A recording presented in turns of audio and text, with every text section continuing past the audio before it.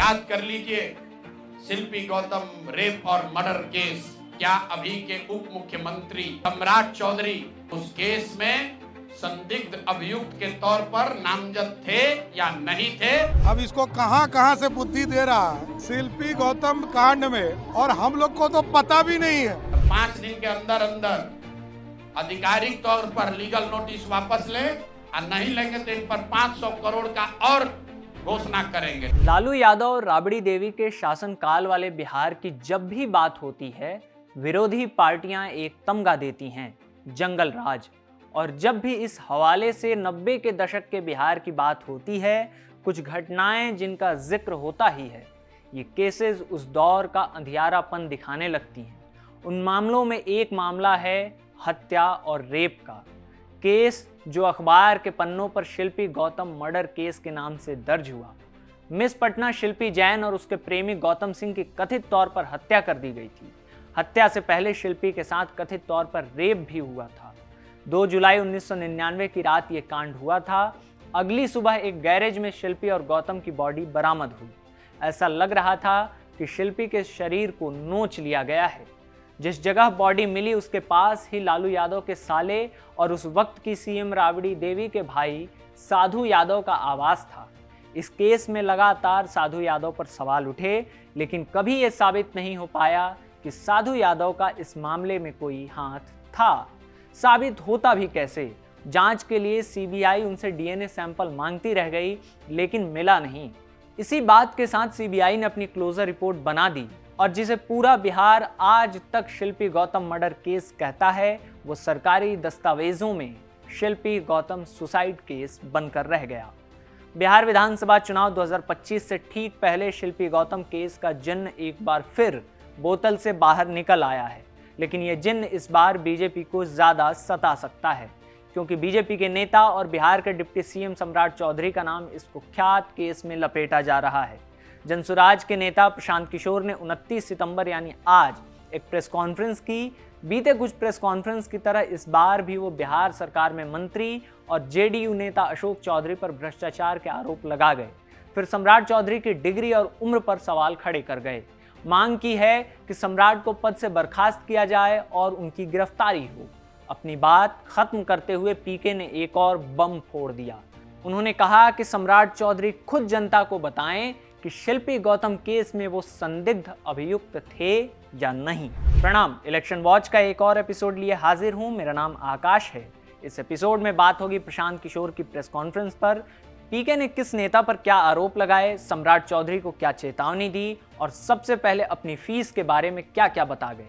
Political consulting के लिए कितना पैसा लेते हैं प्रशांत किशोर, आज ये भी पता चल गया। पटना के जर्नलिस्टिक सर्कल में पहली बार चर्चा हो रही थी कि वीकेंड जल्द खत्म हो जाए। नापसंद किए जाने वाले सोमवार के स्वागत की पूरी तैयारी हो रखी थी। इंतजार खत्म हुआ। तारीख 29 सितंबर और दिन सोमवार हुआ।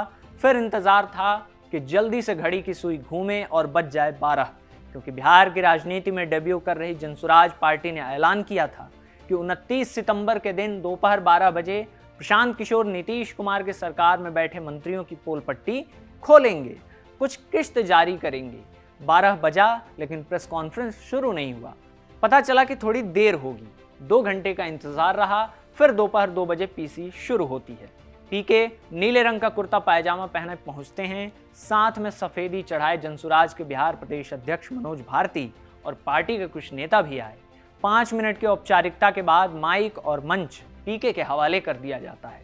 पीके देरी से आने के लिए माफी मांगते हैं, फिर खुद पर हुए हमलों पर बोलना शुरू करते हैं। कहते हैं कि उन्होंने जो 3-4 प्रेस कॉन्फ्रेंस किए, उसके बाद बीजेपी के नेताओं ने उन पर सवाल उठाए थे। पीके ने कहा कि उनसे पूछा जाता है कि जनसुराज के पास पैसा कहां से आता है, तो जरूरी है कि पहले पैसों का हिसाब दे दें। सुनिए क्या हिसाब दिया उन्होंने। तो 2021-22 से जिसने भी प्रशांत किशोर से मदद ली है, जिसने भी हमसे सलाह लिया है, वो चाहे कंपनी हो या पॉलिटिकल पार्टी, पहली बार अपने जीवन में मैंने ये भी किया है कि अगर कंपनी को भी, किसी बड़े बिजनेस हाउस को भी मेरे से सलाह चाहिए, उसका मैं फीस लेता हूँ।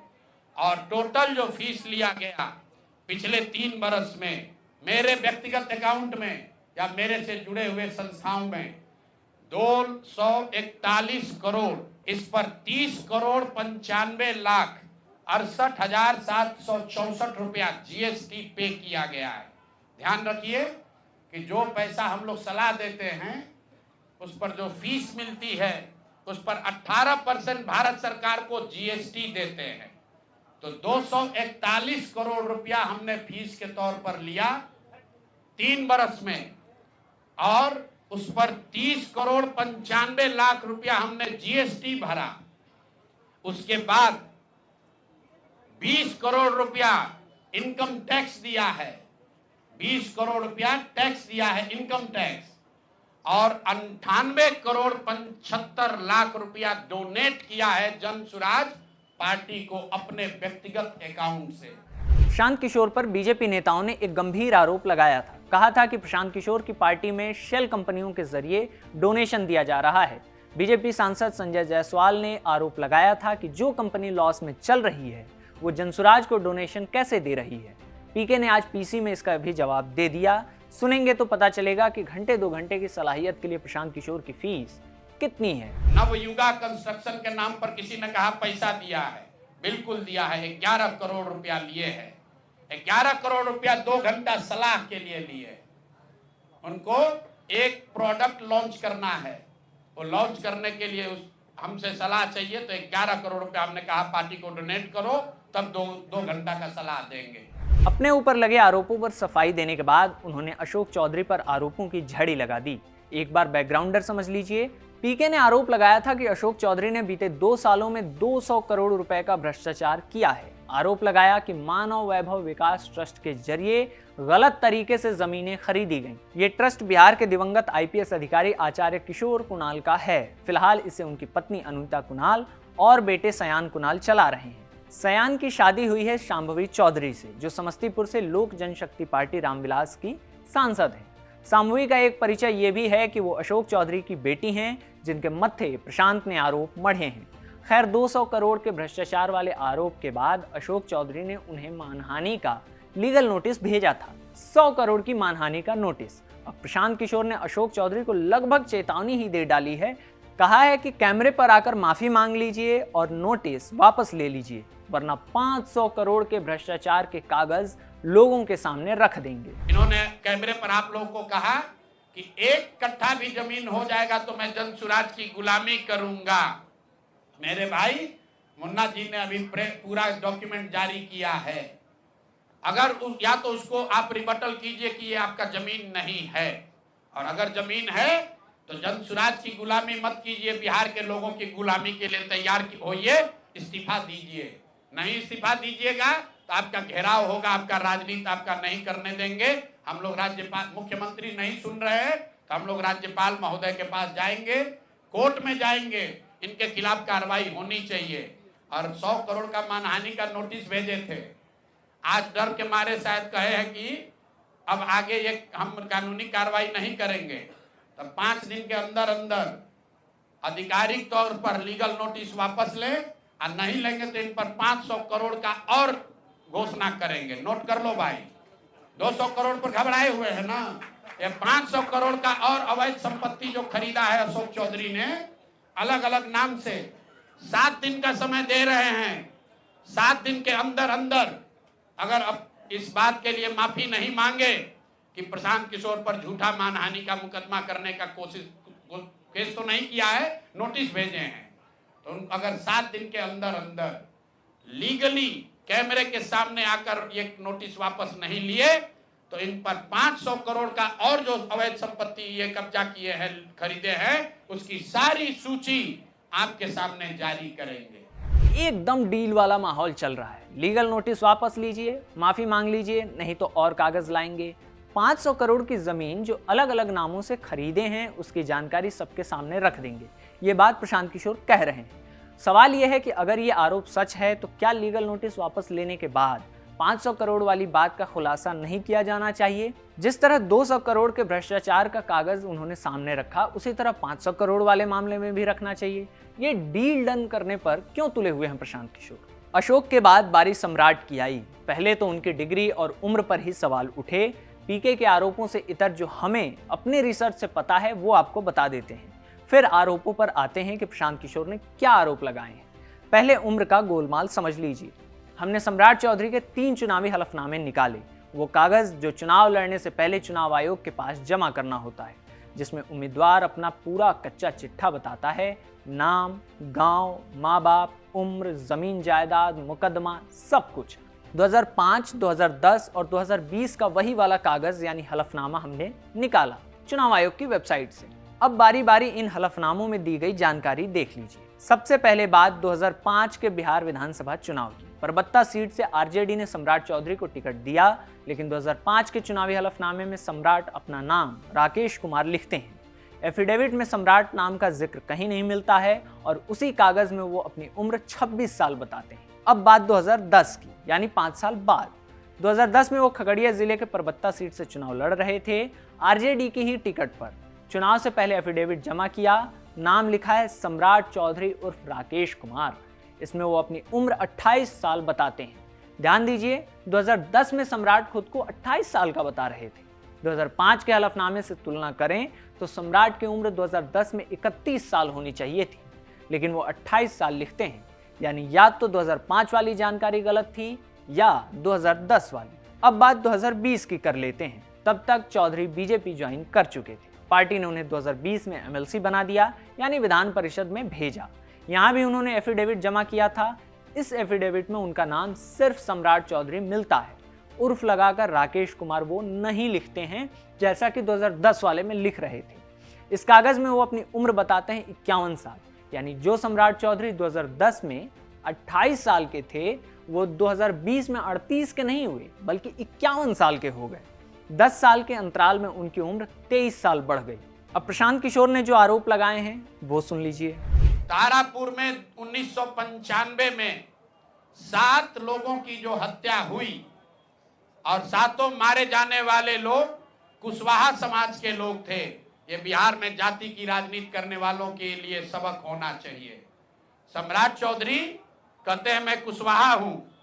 7 लोगों की जिनकी हत्या के ये अभियुक्त हैं, आरोप नहीं है, मैं शब्द बहुत सही समझ के बोल रहा हूं। 7 लोगों की हत्या के अभियुक्त राकेश कुमार उर्फ सम्राट कुमार मौर्य उर्फ Samrat Choudhary, Tarapur case number 44/1995, note कर लीजिए। 44/1995 में 7 लोगों की हत्या हुई, उसमें ये अभियुक्त हुए और जो केस है चीफ जुडिशियल मजिस्ट्रेट को 24/4/1995 को इन लोगों ने डॉक्यूमेंट सबमिट किया। बिहार विद्यालय परीक्षा समिति का एक एडमिट कार्ड सबमिट किया जिसमें बताया गया कि KNVMH सम्राट, ये स्कूल का नाम है,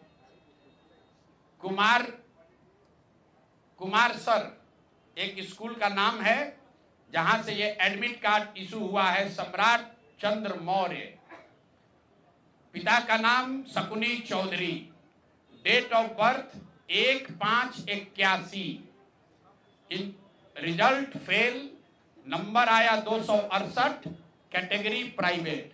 ये सुप्रीम कोर्ट का डॉक्यूमेंट है जो सम्राट चौधरी ने जमा किया है, जिसमें ये बताया है कि इनका डेट ऑफ बर्थ 81 है। उसके हिसाब से 95 में चीफ जुडिशियल मजिस्ट्रेट ने नाबालिग होने के नाम पर इनको वहां से राहत दी। इनको जेल से निकाला गया क्योंकि ये 15 साल के थे और कानूनन 18 साल से कम उम्र के बच्चे को अभियुक्त के तौर पर जेल पर नहीं रखा जा सकता था। अब ये बात तो पब्लिक की जानकारी में है। अब मैं क्यों कह रहा हूं कि इनको आज अरेस्ट करना चाहिए, क्योंकि 2020 का जो सम्राट चौधरी ने अपना इलेक्शन एफिडेविट दिया है, इसमें अपना उम्र इन्होंने बताया है 51 साल। ये सम्राट चौधरी का इलेक्शन एफिडेविट है। इन्होंने अपना उम्र बताया 2020 में 51 साल। इसका मतलब है कि 2020 - 26, तो 1995 में इनका उम्र था 25 साल, 26 साल। तो 26 साल के उम्र के आदमी को कोर्ट ने गलती से गलत सर्टिफिकेट के आधार पर नाबालिग होने के नाम पर अभियुक्त होने के बावजूद, ध्यान दीजिए, अभियुक्त होने के बावजूद इनको जेल से बरी कर दिया गया था कि ये 15 साल के हैं। पीके जो आरोप लगा रहे हैं उस घटना की झलकियां देख लीजिए। 29 जनवरी 1995 के दिन बिहार विधानसभा चुनाव के वोटों की गिनती चल रही थी। मुंगेर की तारापुर विधानसभा सीट से समता पार्टी से शकुनी चौधरी और कांग्रेस से सच्चिदानंद सिंह चुनाव लड़ रहे थे। जब वोटों की गिनती चल रही थी तभी सच्चिदानंद सिंह के काफिले पर ग्रेनेड से हमला हो गया। सच्चिदानंद घायल हो गए। उनके समर्थकों ने बच बचाकर एक अस्पताल में भर्ती कराया, लेकिन भर्ती होते के साथ ही अस्पताल पर भी अटैक हो गया। इस हमले में कांग्रेस नेता की हत्या कर दी गई। कुल 7 लोगों को मौत के घाट उतारा गया। इस हत्याकांड में शकुनी चौधरी को आरोपी बनाया गया। सम्राट चौधरी जो शकुनी चौधरी के बेटे हैं, उनका नाम भी इस मामले से जुड़ा, लेकिन कभी कोई सजा नहीं हुई। ये नौसिखिया नेता है। मैं 1995 में हम लोगों को जेल में डाला। मेरे घर के अनाज में लालू प्रसाद के गुंडे या पुलिस ने पेशाब कर दिया। हमारे घर के कुआं में पेशाब कर दिया। हमारे परिवार के 22 लोग जेल में रहे। नीतीश कुमार जी जो मुख्यमंत्री हैं बिहार के, ये 7 किलोमीटर तक मेरे लिए आंदोलन करते रहे, पैदल चले, और ह्यूमन राइट्स कमीशन ने बिहार की सरकार, तत्कालीन सरकार लालू प्रसाद जी पर कार्रवाई किया और प्लेंटी दिया हमारे परिवार को। तो ये रहा तारापुर कांड, जिसमें प्रशांत किशोर का आरोप है कि कोर्ट ने सम्राट को नाबालिग होने की वजह से राहत दी थी, लेकिन पीके का दावा है कि तब सम्राट की उम्र 26 साल थी। इसलिए अब उन्हें पद से बर्खास्त कर केस चलाया जाना चाहिए और गिरफ्तारी होनी चाहिए। तारापुर के बाद मामला खुला है शिल्पी गौतम केस का। ये केस क्या था, एपिसोड की शुरुआत में ही हम जान चुके हैं। यहाँ प्रशांत किशोर का बयान सुन लीजिए कि आखिर उन्होंने क्या आरोप लगाए हैं। याद कर लीजिए शिल्पी गौतम रेप और मर्डर केस, जिसमें एक डॉक्टर के लड़के को और शिल्पी गौतम के साथ ऐसा आरोप लगा था कि उनके साथ सामूहिक बलात्कार और उसके बाद उनकी हत्या कर दी गई थी। साधु यादव पर उसका आरोप लगा था। बड़ी हंगामा हुआ, सीबीआई में केस गया। मैं आपके माध्यम से आज पूछ रहा हूं कि क्या अभी के उप मुख्यमंत्री सम्राट चौधरी उर्फ राकेश कुमार उर्फ सम्राट कुमार मौर्य उस केस में संदिग्ध अभियुक्त के तौर पर नामजद थे या नहीं थे, ये प्रेस में वो बता दें। उसके बाद हम उसका डॉक्यूमेंट आपको जारी करेंगे कि इनका सीबीआई ने इनको अभियुक्त के तौर पर इनकी जांच की थी कि नहीं, उस मुकदमा में इनको नामजद संदिग्ध बनाया गया था कि नहीं। ये सीधा आपको बता रहे हैं। ये आरोप बेहद संगीन है। प्रशांत किशोर ने आरोप लगाया है कि साधु यादव को बचाने के लिए लालू प्रसाद यादव ने केस को दबवा दिया था, लेकिन उस वक्त के मीडिया रिपोर्ट से लेकर अन्य सोर्सेज के जरिए जो जानकारी पब्लिक डोमेन में है, उसमें कहीं सम्राट चौधरी का नाम नहीं मिलता है। लेकिन प्रशांत का कहना है कि सम्राट इस पर सफाई दें, उसके बाद वो डॉक्यूमेंट जारी करेंगे। वो आइसक्रीम बेचने वाले का नाम था राकेश। वो आइसक्रीम बेचता था बेचारा। वो है रहने वाला हाजीपुर। अब इसको कहां से बुद्धि दे रहा है। शिल्पी गौतम कांड में पूरी तरह जांच सीबीआई ने किया और हम लोग को तो पता भी नहीं है। और जिस राकेश की बात वो करते हैं वो तो हाजीपुर का रहने वाला है। अरे भैया, ये लोग को कुछ पता नहीं है बिहार के बारे में। पैसों के भ्रष्टाचार से लेकर उम्र और डिग्री के घालमेल तक के आरोप चुनावी माहौल में पॉलिटिकल लड़ाई के हिस्सा की तरह हैं, लेकिन शिल्पी गौतम केस को लेकर जो आरोप लगे हैं वो गंभीर हैं। पॉलिटिकली सम्राट चौधरी के लिए खतरनाक साबित हो सकता है ये मामला। पत्रकार नरेंद्र नाथ मिश्र ने एक्स पर लिखा है कि अगर यह बात सही है तो बीजेपी के लिए करारा झटका होगा, क्योंकि तब के जंगल राज के नैरेटिव में शिल्पी गौतम रेप मर्डर केस एक मिसाल के रूप में दी जाती है। ऐसे केस में अगर नाम इनके नेता का शामिल हुआ तो इसे डिफेंड करना मुश्किल होगा। अगली बारी सम्राट चौधरी और बीजेपी की सफाई की है। करप्शन या डिग्री को लेकर जो आरोप लग रहे हैं वो नैरेटिव के लेवल पर उतना डेंजर नहीं बनेगा जितना शिल्पी गौतम केस। एनडीए के हाथ से वो मुद्दा निकल जाएगा जिस पर हर चुनाव में वो आरजेडी को घेर पाती है। यही जंगल राज का नैरेटिव है जो तेजस्वी यादव की टांग अब तक खींचते रहा है। तमाम कोशिशों के बावजूद वो इस नैरेटिव को ओवरटेक कर नहीं पाते, लेकिन प्रशांत किशोर ने प्रेस कॉन्फ्रेंस कर जो आरोप लगाए हैं वो इस नैरेटिव को नए तरीके से गढ़ सकती हैं। लेकिन अभी इंतजार इस बात का है कि सम्राट चौधरी इस आरोप पर क्या जवाब देते हैं। जो भी जवाब आएगा अपन लेकर हाजिर होंगे। आज की कहानी यही समाप्त होती है। इसे रिकॉर्ड किया है आयान ने। मेरा नाम आकाश है। खबरगांव देखते रहिए। शुक्रिया।